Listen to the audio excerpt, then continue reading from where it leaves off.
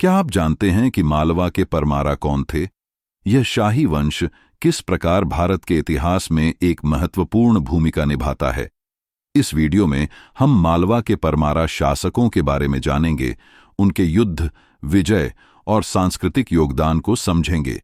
तो चलिए, बिना किसी देरी के शुरू करते हैं।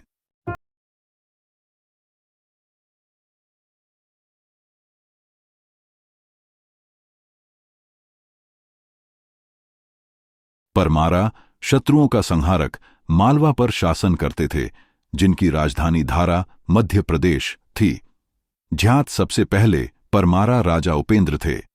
परमारा राजा सियाका डवाई द्वारा हर्षोला ताम्रपत्र इंस्क्रिप्शन के अनुसार परमारा राष्ट्रकूटों के सामंत थे और उन्होंने 10वीं शताब्दी सीई में अपने आप को स्थापित किया। परमाराओं ने अपने पड़ोसी राज्यों जैसे गुजरात के चालुक्यों, कल्याणी के चालुक्यों, त्रिपुरी के कलचुरियों आदि के साथ युद्ध में भाग लिया। माना जाता है कि धारा पर बार बार हमलों के कारण बाद के परमारा शासकों को अपनी राजधानी मंडप दुर्ग मंडू में स्थानांतरित करना पड़ा। परमाराओं ने मुख्य रूप से शैव धर्म का पालन किया और जैन धर्म का भी संरक्षण किया। परमारा शासक उपेंद्र लगभग 9वीं शताब्दी सीई की पहली तिमाही विजयश्री से युद्ध के बाद राष्ट्रकूट राजा गोविंद III ने उपेंद्र को दक्कन का शासक बना दिया। वह मालवा के परमारा वंश के संस्थापक हैं। सियाका डौआ लगभग 948-972 सीई उन्होंने परमाराओं को एक स्वतंत्र शक्ति के रूप में स्थापित किया। उन्होंने राष्ट्रकूट राजा खोट्टिगा को पराजित किया और राष्ट्रकूट की राजधानी मन्यकेटा को लूट लिया। मुंजा, उत्पल, वकपतिराज, गढ़ लगभग 972-990 सीई उन्होंने कई सैन्य विजय के माध्यम से अपने राज्य का विस्तार किया। उन्होंने त्रिपुरी, कलचुरियों की राजधानी को लूट लिया, हुणों को पराजित किया और छमानों के क्षेत्रों पर कब्जा किया। उन्होंने चालुक्य राज्य अनाहिलपटका और लता पर भी आक्रमण किया। उन्हें पश्चिमी चालुक्य राजा तैलेपा ठम्मा द्वारा पराजित किया गया और उन्होंने नर्मदा नदी के पार अपने दक्षिणी क्षेत्रों को खो दिया। सिंधु राजा लगभग 990-10 सीई मुंझा के भाई, जिन्होंने चालुक्य राजा को पराजित किया और तैलेपा दमन से खोए हुए क्षेत्रों को पुनः प्राप्त किया। उन्होंने एक हूणा प्रमुख के खिलाफ भी सैन्य सफलता प्राप्त की। उनकी जीवनी नवसहसंख चरित उनके दरबारी कवि पद्मगुप्त द्वारा लिखी गई थी। भोजा लगभग 1010-1050 सीई भोजा परमारा वंश के सबसे प्रसिद्ध शासक हैं। उन्होंने अपने साम्राज्य का विस्तार चित्तौड़ से उत्तर में और ऊपरी कोंकण से दक्षिण में तथा साबरमती नदी से पश्चिम में और विदिशा से पूर्व में किया।